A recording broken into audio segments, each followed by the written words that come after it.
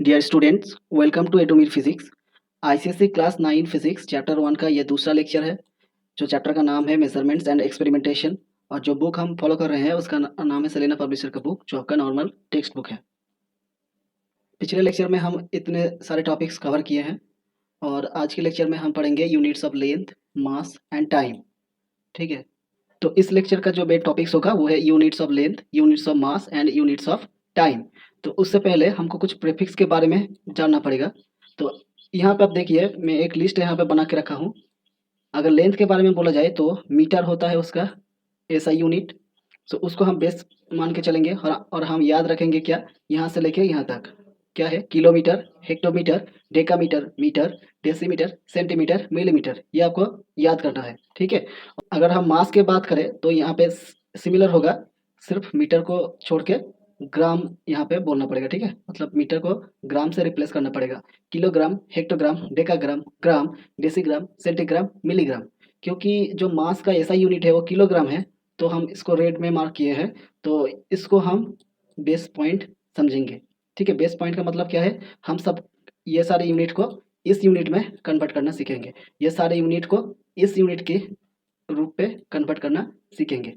ठीक है, अब जो बेस पॉइंट है उसको हम ओरिजिन मान लेते हैं, और उसके राइट में जो आएगा वो सब पॉजिटिव हो जाएगा। ठीक है, मतलब क्या हो गया कि ये बड़ा है ओरिजिन से। अब अगर ये जीरो है तो ये, अगर वन है तो वन जीरो से बड़ा है। तो इस तरह से ये टू है, ये थ्री है तो जीरो से बड़ा है। सो डेकामीटर, हेक्टोमीटर, किलोमीटर, ये सारे यूनिट्स मीटर से बड़ा है। ठीक है, वहीं अगर हम लेफ्ट में जाएं इधर, तो क्या होगा कि डेसीमीटर आएगा। तो डेसीमीटर मीटर से छोटा है, सेंटीमीटर और भी छोटा है, मिलीमीटर और भी छोटा है। तो जितना हम राइट में जाएंगे उतना बड़ा यूनिट हमको मिलेगा, जितना हम लेफ्ट में आएंगे उतना ही हमको छोटा यूनिट मिलेगा। किसके बड़ा और किसका छोटा, मीटर का। ठीक है, जो ओरिजिन है उसका। अब कितना छोटा और कितना बड़ा मिलेगा ये हमको समझना होगा।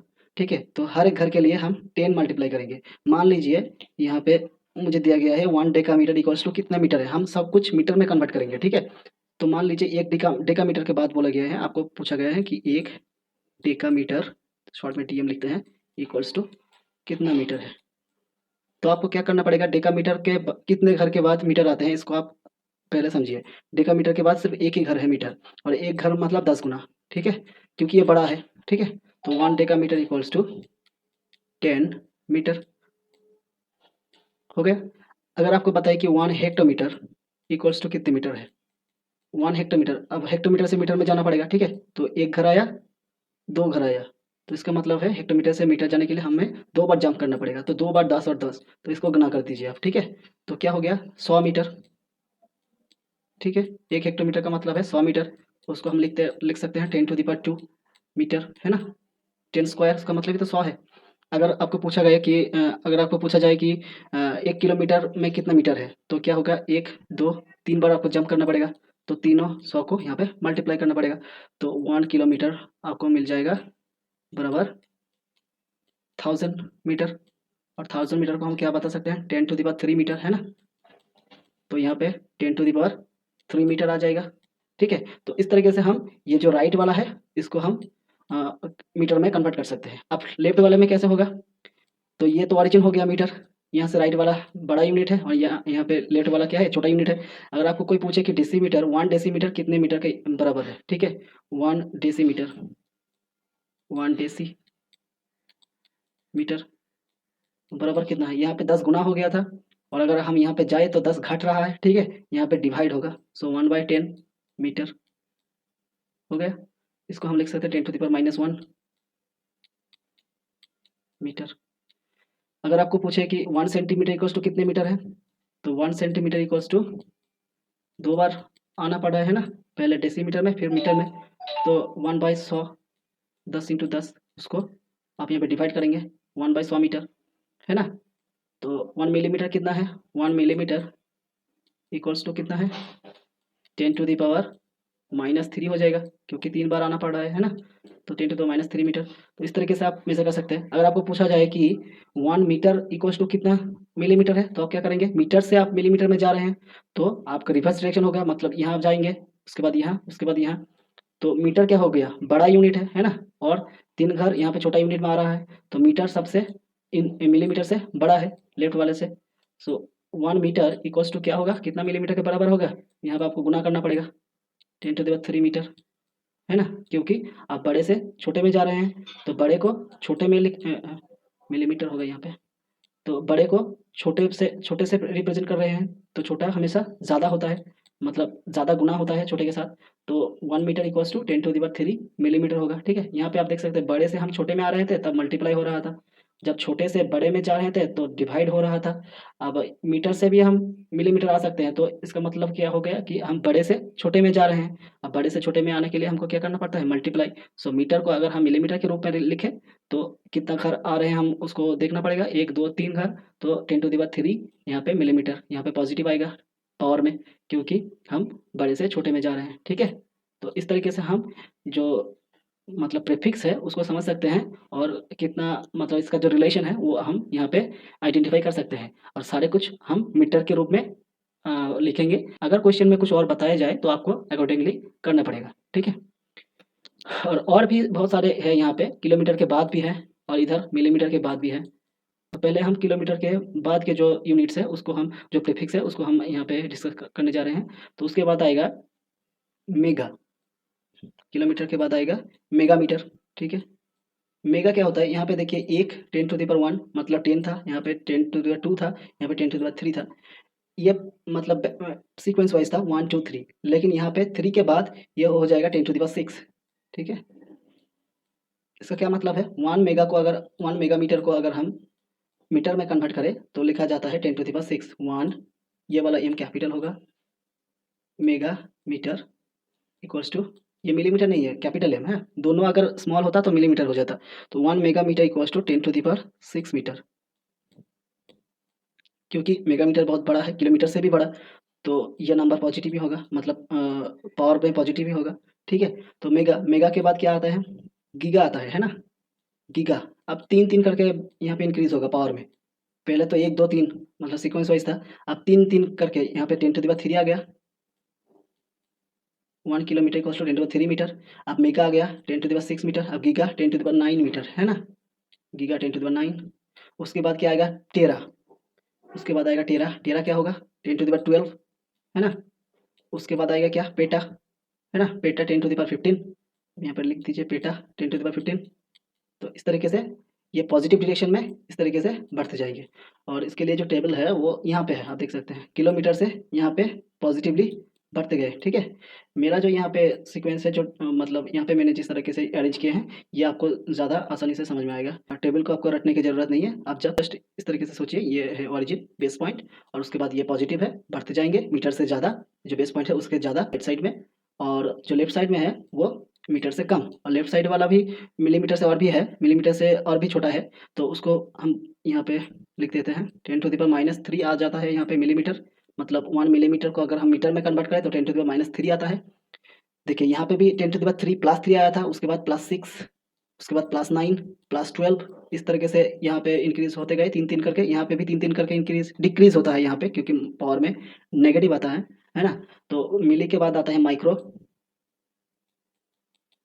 माइक्रो कितना होगा, माइक्रोमीटर।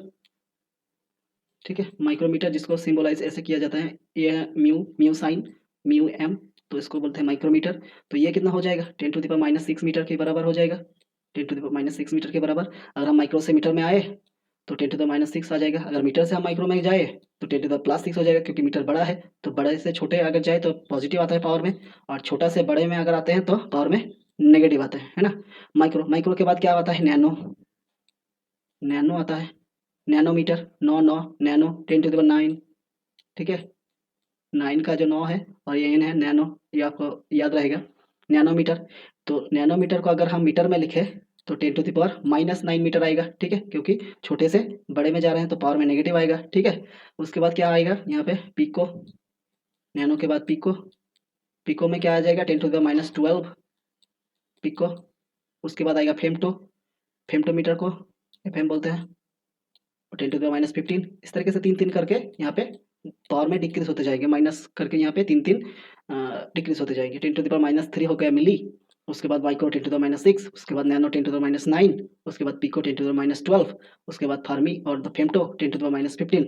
तो इस तरीके से आप प्रीफिक्स को याद कर सकते हैं। ठीक है, किलोग्राम के बारे में भी सेम यहाँ पे बातें किया जाता है। ठीक है, तो यहाँ पे आप देख सकते हैं units of length. So SI unit of length is meter, we all know that. सो उसका जो एक स्टैंडर्ड डेफिनेशन है वो यहाँ पे दिया गया है। ये सिर्फ आपको एग्जाम के पर्पस में ही यूज़फुल होगा। उसके बाद कहीं भी आपको ये मतलब याद करने की ज़रूरत नहीं है। तो आप जस्ट एक बार एग्जाम के लिए पढ़ लेना, उसको याद कर लेना, उसके बाद आपको ये ज़रूरत नहीं पड़ेगा, ठीक है। सो यहाँ पे जो इंपॉर्टेंट है सब यूनिट्स ऑफ मीटर, मीटर का जो सब यूनिट्स है। तो यहाँ पे पहले हम पढ़ चुके हैं मीटर का सब यूनिट्स कुछ ऐसा है कि सेंटीमीटर होता है, ठीक है। 1 सेंटीमीटर कितना मीटर के बराबर है बताइए? 10⁻⁻2 मीटर के बराबर है ना। छोटा यूनिट है सेंटीमीटर, यहाँ पे देख सकते हैं छोटा यूनिट है लेफ्ट में है। तो छोटा यूनिट को अगर लिखेंगे बड़े के यूनिट के टर्म में तो माइनस आएगा पावर में। अगर हम उल्टा लिखेंगे 1 मीटर इक्वल्स टू कितना सेंटीमीटर, तो 10⁻² माने 100 सेंटीमीटर होता है ना। 100 सेंटीमीटर होता है। सेंटीमीटर एक हो गया जो सब यूनिट मीटर का। एक है मिलीमीटर। मिलीमीटर क्या है? 1 मिलीमीटर इक्वल्स टू 10⁻³ मीटर, और 1 metre is equal to 10⁻³ millimetre, ठीक है। इधर जाए बड़े छोटे से बड़े में तो -3, बड़े से छोटे में तो प्लस आएगा पावर में, ठीक है, इस तरीके से। तो मिलीमीटर भी हो गया। अब माइक्रो क्या है 10⁻⁻6। सो इसके बाद आते हैं मिलीमीटर के बाद माइक्रो आते हैं, है ना। तो माइक्रो से अगर हम यहाँ पे बड़े में जाए मीटर में तो 10⁻6 आएगा। अगर मीटर से हम माइक्रो में जाए तो 10⁻+6 आएगा, ठीक है। और उसके बाद नैनो में है 9। ये सारे हम पहले ही डिस्कस कर चुके हैं, है ना। तो इतना तो डिस्कस हो चुका है पहले से ही, और किलोमीटर भी डिस्कशन हो चुका है। यहाँ पे कुछ बिगर यूनिट्स है जो इतना नॉन मैट्रिक यूनिट्स है, ठीक है। उसका 3 यहाँ पे एग्जांपल दिया गया है। एक है एस्ट्रोनॉमिकल यूनिट, 2 है लाइट ईयर, और तीसरा है पार्सेक। एस्ट्रोनॉमिकल यूनिट क्या है? एस्ट्रोनॉमिकल यूनिट ये सब डिस्टेंस का यूनिट है, ठीक है, लेंथ का। तो एस्ट्रोनॉमिकल यूनिट जो है एक जो अर्थ है हमारा, वो क्या कर रहे हैं कि जो सूरज है उसके आगे घूम रहे हैं, है ना। तो जो देखिए ये जो इसका ट्रेजेक्टरी है, मतलब इसका जो मतलब पथ है, उस पथ में सारे पोजीशन से जो सन का डिस्टेंस है वो सेम नहीं होता है ना। कहीं पे कम होते हैं, कहीं में ज़्यादा होते हैं, ठीक है। तो इसका जो मीन डिस्टेंस है, मतलब सन और अर्थ के बीच जो मीन एवरेज डिस्टेंस है, उसको हम बोलते हैं 1 एस्ट्रोनॉमिकल यूनिट। उसको लिखा जाता है 1 AU बोल के, ठीक है। A for astronomical, you for unit. और ये इसको हम फिर से मीटर में कन्वर्ट करेंगे।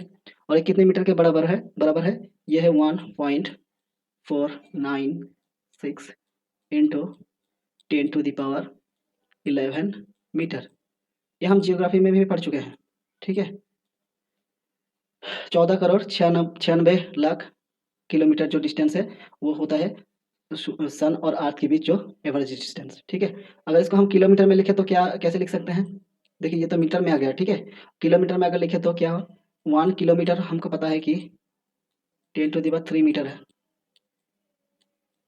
तो 1 मीटर बराबर कितने किलोमीटर होगा? मीटर छोटा है, छोटे से बड़े में जा रहा है तो माइनस आएगा, 10⁻³ हो जाएगा, ठीक है, किलोमीटर।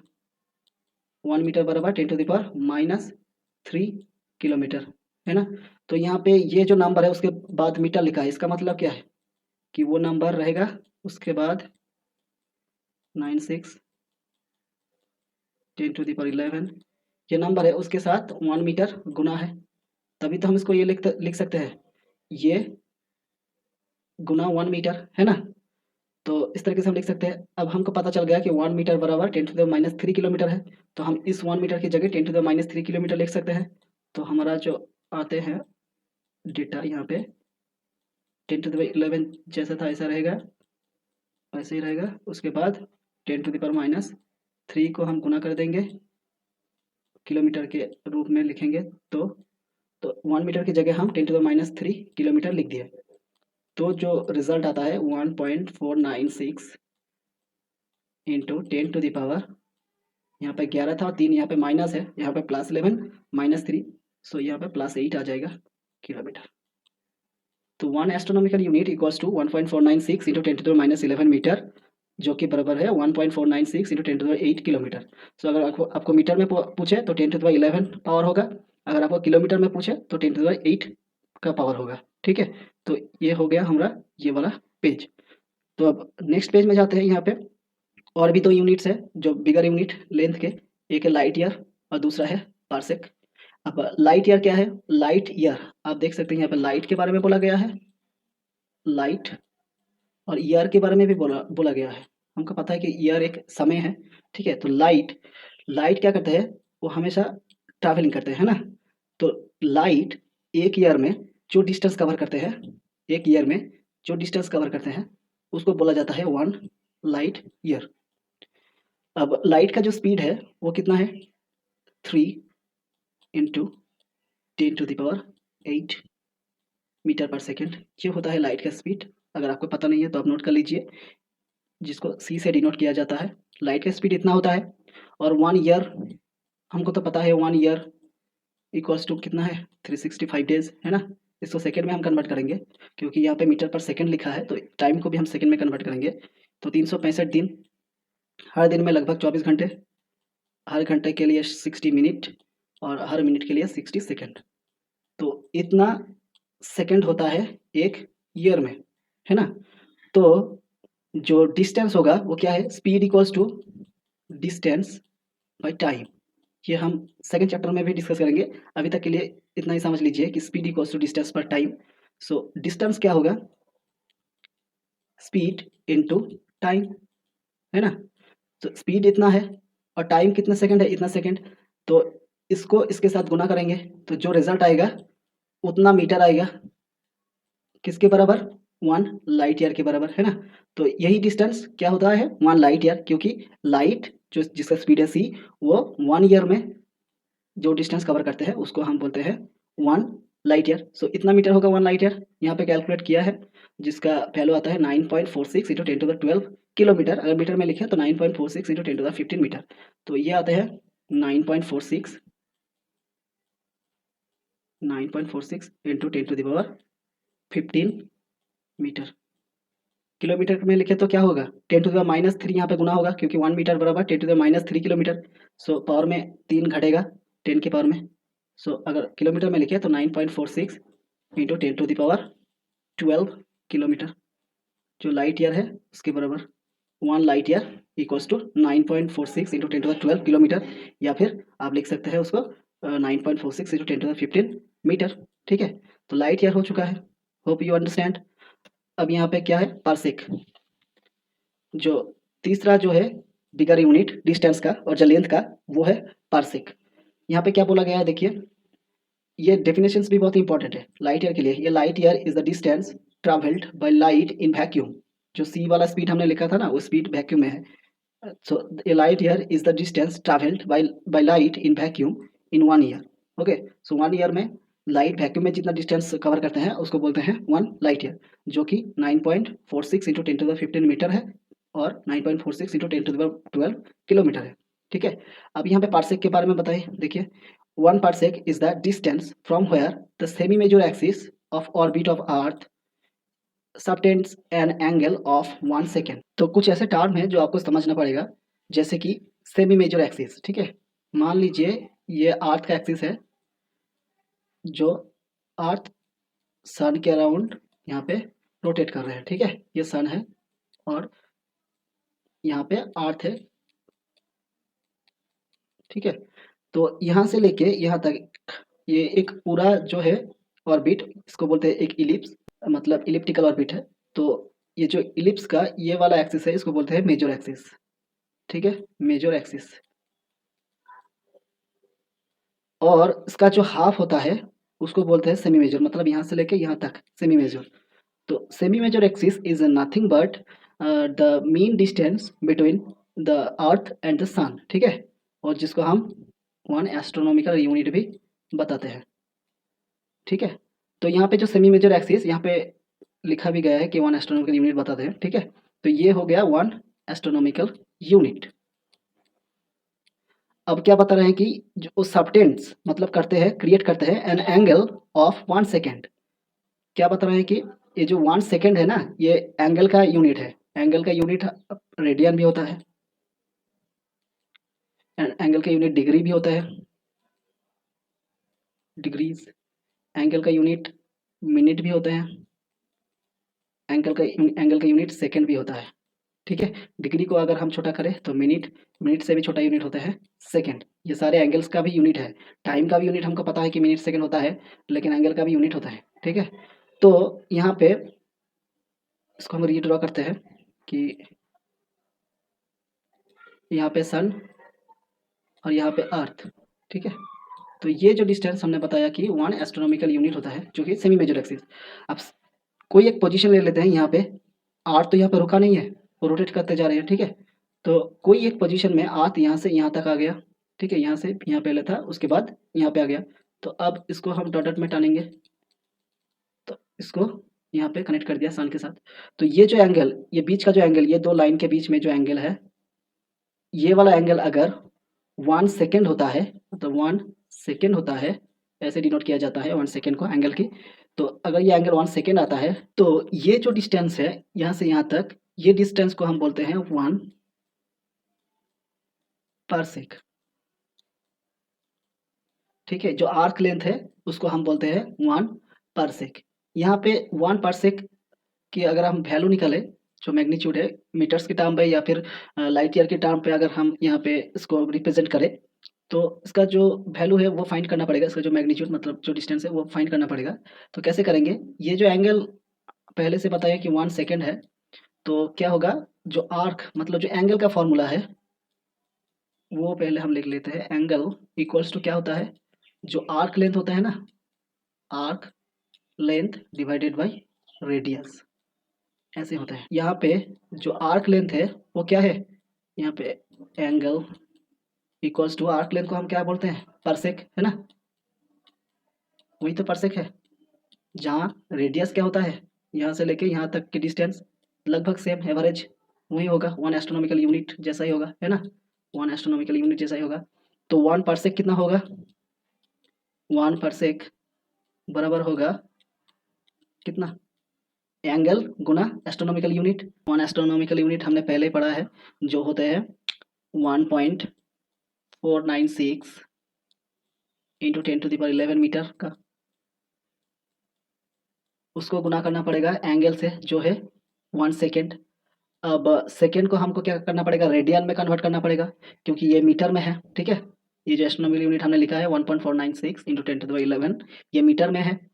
तो एंगल को भी हमको मीटर में लिखना पड़ेगा, जिसको यूनिट है रेडियन, हमने पढ़ा था पहले लेक्चर में, ठीक है। टेबल में वहाँ पे दिया हुआ था कि एंगल का ऐसा यूनिट रेडियन है। तो ये जो 1 सेकेंड है इसको रेडियन में कन्वर्ट करना पड़ेगा, जो होते हैं 1 सेकेंड का मतलब है 1/3600 डिग्री, और जो 180 डिग्री बराबर होता है, यहाँ पे लिखते हैं, ठीक है, 180 डिग्री बराबर होता है पाई रेडियन, ठीक है, पाई रेडियन। सो 1 डिग्री बराबर होता है 1 पाई बाई 180 रेडियन, है ना, पाई बाई 180 रेडियन। तो 1/3600 जो डिग्री है वो बराबर कितना होगा, इसके साथ 1/3600 मल्टीप्लाई करना पड़ेगा। तो ये हो गया रेडियन में, जो कि 1 सेकेंड के बराबर है। तो इसे इसके साथ गुना करना पड़ेगा। सो पाई का वैल्यू है 3.14, 180 यहाँ पे आएगा, ठीक है, और उसके साथ गुना होगा, यहाँ पे नीचे लिखते हैं 1/3600। तो अगर हम ये सारे जो नंबर्स है इसको अगर हम कैलकुलेट करें, गुना करें, तो जो आखिर में आता है वो आप यहाँ पे देख सकते हैं, लिखा है 3.08 इंटू 10⁻16 मीटर। तो 1 परसेक इक्वल्स टू 3.08 इंटू 10⁻16 मीटर, जो कि बराबर है, यहाँ पे आप देखेंगे 3.26 लाइट ईयर का, ठीक है। तो ये हो गया 3 बड़ा यूनिट, और कुछ छोटा यूनिट्स भी है। यहाँ पे छोटा यूनिट्स क्या क्या है, एक है एंगस्ट्रॉम, एंगस्ट्रॉम के बारे में नहीं बताया अभी तक। तो 1 एंगस्ट्रॉम जो होता है वो छोटा यूनिट है, मीटर से छोटा है ना, तो मीटर से छोटा यूनिट यहाँ पे ऊपर करते हैं, हम इसको लिखते हैं 1 एंगस्ट्रॉम, जिसका सिंबल है ए, और ए के ऊपर है एक बबल, ये सिंबल है एंगस्ट्रॉम का, ठीक है। 1 angstrom is equal to 10⁻−10 metre, ठीक है, ये आपको याद रखना पड़ेगा, बहुत ही इंपॉर्टेंट है, 10⁻10 मीटर। अगर सेंटीमीटर में बताया जाए तो 1 मीटर इक्वल टू 10⁻2 सेंटीमीटर, मतलब 100 सेंटीमीटर। सो यहाँ पे 10⁻−8 हो जाएगा, 2 शून्य यहाँ पे खा जाएगा, तो 10⁻8 सेंटीमीटर। तो ये हो जाता है एंगस्ट्रॉम। और एक है फर्मी, जो कि फेम्टोमीटर है, पहले बता चुके हैं, 10⁻15 मीटर। तो ये सारे हो गया स्मॉलर यूनिट। और भी स्मॉलर यूनिट है क्या क्या, माइक्रोमीटर है 10⁻6 मीटर, और नैनोमीटर है 10⁻9 मीटर, पिको है 10⁻12 मीटर। तो ये सारे हो गया लेंथ का जो यूनिट्स है वो। और यहाँ पे एक टेबल है, ये टेबल पे आप एक बार देख लीजिए। यहाँ पे ये तीनों बहुत ही इंपॉर्टेंट्स है परसेक। तो यहाँ पे एक चीज़ पूछा जा सकता है कि जो लेंथ का है वो सबसे बिगर यूनिट क्या होता है, तो वो होता है परसेक। ठीक है, लेंथ का सबसे बिगर यूनिट होता है परसेक, ये आपको याद रखना पड़ेगा। तो लेंथ का जो यूनिट्स है वो यहीं पर समाप्त होते हैं। अब आते हैं यूनिट ऑफ मास, तो इसको हम इरेज कर देते हैं। ऐसा यूनिट होता है मास का, वो है किलोग्राम। और 1 किलोग्राम का जो स्टैंडर्ड डेफिनेशन 1 मीटर के जैसे ही यहाँ पे लिखा गया है, वो भी आपको एग्जाम के लिए याद करना पड़ेगा। लेकिन उसके बाद अगर आपको याद ना आ रहा है तो भी चलेगा। ठीक है, यहाँ पे सब यूनिट्स लिखा गया है किलोग्राम का, जो हमने पहले ही पढ़ चुके हैं पिछले स्लाइड में। ठीक है, यहाँ पे जो है किलोग्राम, हेक्टोग्राम, डेकाग्राम, ग्राम, डेसीग्राम, सेंटीग्राम, मिलीग्राम, ये सारे किलोग्राम का जो सब यूनिट्स है वो है। तो यहाँ पे दो ही यहाँ पे यूज़ किया गया है, एक है ग्राम जो कि बहुत ही ज़्यादा यूज़ किया जाता है जो रियल लाइफ में, और दूसरा है मिलीग्राम। ठीक है, तो ग्राम क्या होता है, यहाँ पे आप देख लीजिए ग्राम। यहाँ पे ग्राम अगर किलोग्राम में हम कन्वर्ट करेंगे ग्राम को, तो 1, 2, 3, तो 3 बार जंप करना पड़ रहा है, तो ये ग्राम छोटा है, किलोग्राम बड़ा है। तो छोटे से बड़े में अगर जाएँ तो 10⁻³ आ जाता है ना? अगर रिवर्स जाएँ तो किलोग्राम को अगर ग्राम में कन्वर्ट करें तो 1, 2, 3 जंप यहाँ पे करना पड़ रहा है, और हम बड़े से छोटे जाना है तो 10⁻³ आ जाएगा। ठीक है? तो यहाँ पे देखिए ग्राम, सो केजी मतलब किलोग्राम से ग्राम में जा रहे हैं तो 10⁻³ मतलब कि यहाँ पे 1000 गुना हो गया, तो 1 केजी बराबर 1000 ग्राम, जिसको हम इस तरीके से भी लिख सकते हैं 10⁻³ ग्राम, इस तरीके से भी लिख सकते हैं। वही मिलीग्राम यहाँ पे आप देख लीजिए, यहाँ पे 10⁻⁻6 होता है। ठीक है, वही टेबल से आपको पता चल जाएगा, एक बार देख लेते हैं। सो किलोग्राम से हम मिलीग्राम में जाएंगे, सो कितने जंप करना पड़ेगा, 1, 2, 3, 4, 5, 6, बड़े से छोटे में जा रहे हैं 6 जंप, सो प्लस आएगा पावर में, है ना? बड़े से छोटे में अगर जाए 6 जंप तो 10⁻6 आएगा, क्या है यहाँ पे मिलीग्राम। अगर हम रिवर्स में जाते हैं 1 मिलीग्राम को ग्राम में 1 मिलीग्राम को केजी में कन्वर्ट करते हैं तो 10⁻6 जंप तो वही 6 ही लगाना पड़ेगा, और छोटे से बड़े में जा रहे हैं तो इसलिए माइनस आ जाएगा पावर में, 10 की पावर में। ठीक है, तो केजी। तो ये तो था जो किलोग्राम का सब यूनिट्स था। और भी कुछ बिगर यूनिट है जो है क्विंटल, मेट्रिक टन। तो 1 क्विंटल कितना होता है, 1 क्विंटल, 1 क्विंटल जो होते हैं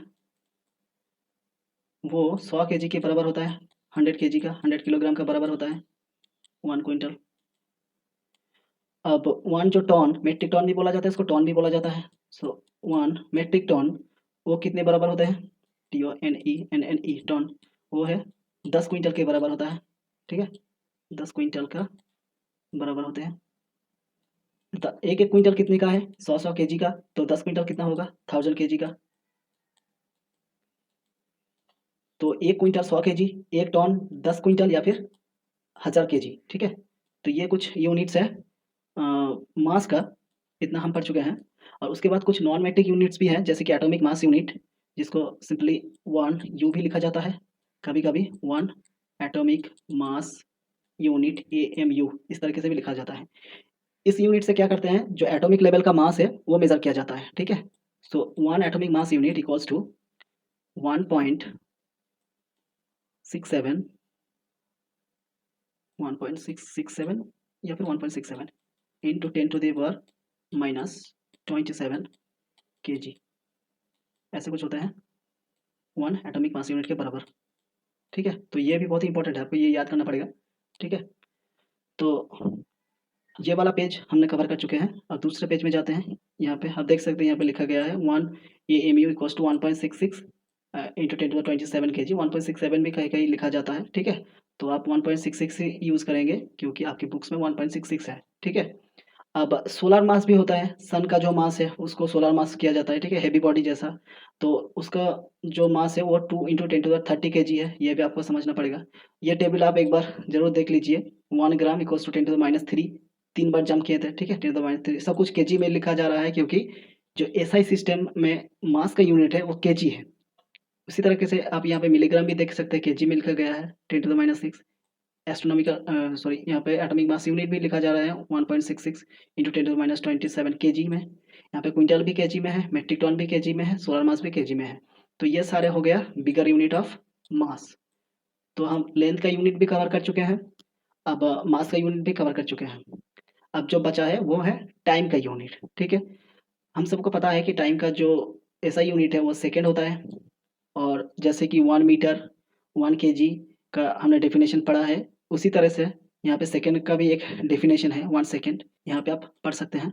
a second is defined as 1/86400th part of a mean solar day, जो कि एक जो सोलर डे मतलब एक दिन, हमारा जो यहाँ पे एक दिन होता है वो कितना 24 घंटे का होता है ना, सॉरी 24 आवर का होता है।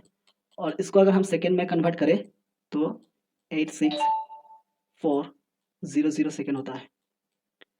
तो एक दिन में इतना सेकेंड होता है, ठीक है। तो एक सेकेंड में कितना दिन होता है, रिवर्स इसका 1/86400 डे, है ना। तो एक दिन का इतना गुना एक सेकेंड होता है, यही चीज़ यहाँ पे बताया गया है, ठीक है। तो सेकेंड हो गया। उसके बाद और क्या क्या जो यूनिट है वो है मिनट, ठीक है।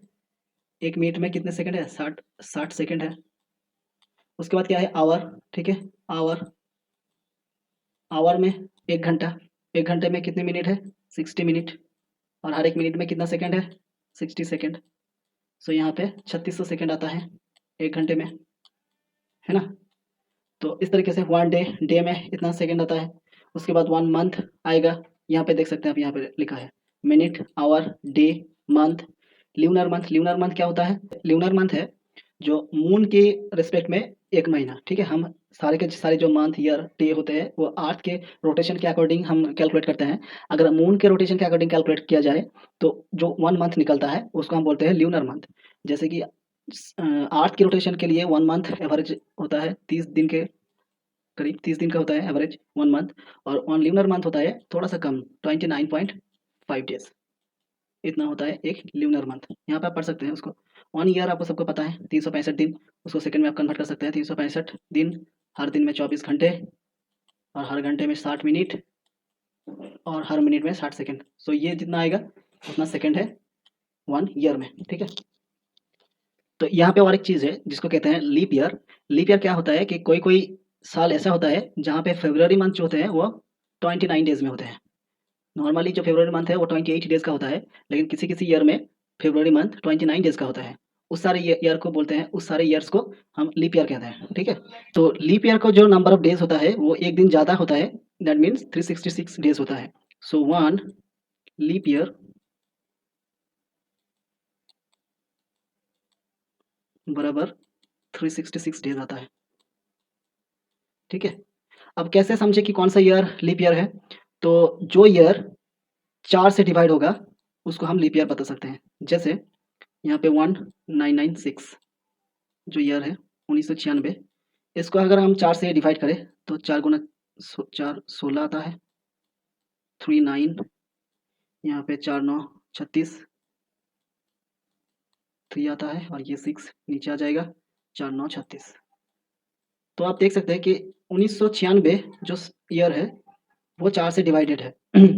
तो ये 1996 जो ईयर है ये एक लीप ईयर होगा, ठीक है। अगर कोई ईयर ऐसा हो जिसके आखिर में 2 शून्य हो, जैसे 2000 ही मान लीजिए आप, तो इसको 400 से डिवाइड करना पड़ेगा, ठीक है। जिसके आगे 2 शून्य रहेगा वो सारे ईयर्स को 400 से डिवाइड करना पड़ेगा। अगर यहाँ पे डिवीजन होते हैं तो वो लीप ईयर बन जाएगा, अगर नहीं होते हैं तो नहीं होगा। अदरवाइज अगर 2 शून्य ना हो आखिर में तो सिर्फ 4 से डिवाइड करने में ही आपका काम चल जाएगा, ठीक है। इस तरीके से हम आइडेंटिफाई कर सकते हैं कि कौन से ईयर लीप ईयर है। आप यहाँ पे चेक कर लीजिए 2016 लीप ईयर है कि नहीं, ठीक है। ये आपके लिए यहाँ पे एक टास्क रहेगा, होमवर्क है, समझ लीजिए आप, अभी अभी हो जाएगा, ठीक है। तो लीप ईयर हम समझ चुके हैं। अब डिकेड क्या होता है, डिकेड का मतलब है 10 साल, 10 साल के बराबर एक डिकेड होता है। उसके बाद सेंचुरी, सेंचुरी हम सबको पता है 100 में है सेंचुरी, क्रिकेट जो दिखता है उसको भी पता है। तो 100 ईयर्स में ईयर का सेंचुरी बताया जाता है, ठीक है। अगर 100 ईयर हो जाता है तो बोला जाता है कि वो 1 सेंचुरी है। अब एक है मिलेनियम, मिलेनियम क्या है, जो 1000 ईयर्स है, ठीक है। मतलब 10 सेंचुरी को एक मिलेनियम बताया जाता है, 1000 ईयर्स। तो ये सारे हैं जो टाइम का यूनिट्स। तो सबसे ज़्यादा सबसे बड़ा यूनिट क्या है, मिलेनियम, ठीक है। तो यहाँ पे आप देख सकते हैं एक टेबल यहाँ पे भी है, वो आप एक बार देख लीजिए। मिनट का बराबर है 60 सेकंड, सारे कुछ यहाँ पे सेकंड में कन्वर्ट किया जाएगा। तो हमने एक पैटर्न देखा, जो लेंथ का यूनिट हमने पढ़ा वहाँ पे सारा यूनिट मीटर में कन्वर्ट किया जा रहा था, जिसको हमने यहाँ पे बेस पॉइंट इमेजिन किए थे, 0 लिखे थे, है ना, जब प्रीफिक्स पढ़े थे।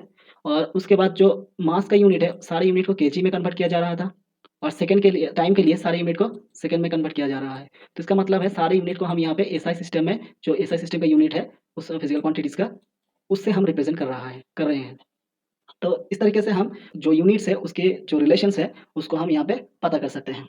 अब यहाँ पे जो आप एक टेबल देख रहे हैं, ये है ड्राइव्ड यूनिट के लिए, तो ये हम फर्स्ट लेक्चर में कवर कर चुके हैं। तो आज की वीडियो बस यहीं तक है। अगर वीडियो अच्छा लगा तो लाइक कीजिए और चैनल को सब्सक्राइब कर दीजिए, क्योंकि आपका पूरा कोर्स इस चैनल में कवर होने जा रहा है, ठीक है? तो पहले लेक्चर में हम ये सारे टॉपिक्स पढ़े थे। आज हम ये सारे टॉपिक्स यहाँ पे डिस्कस कर चुके हैं। उसके बाद एक एक्सरसाइज आएगा, तो नेक्स्ट क्लास में हम कुछ एक्सरसाइज करेंगे ये 2 टॉपिक के रिगार्डिंग। उसके बाद हम क्या करेंगे, स्लाइड कैलिपर्स और स्क्रू गेज के यूज़ में कैसे हम लेंथ को मेज़र कर सकते हैं वो देखेंगे, प्रैक्टिकली देखेंगे। स्लाइड कैलिपर्स और स्क्रू गेज हाथ में लेके देखेंगे। उसके बाद सिंपल पेंडुलम से कैसे टाइम पीरियड और टाइम मेज़र कर सकते हैं वो देखेंगे। और उसके बाद 2 एक्सरसाइज यहाँ पे और होगा, ठीक है? तो आज की वीडियो बस यहीं तक है। Thank you.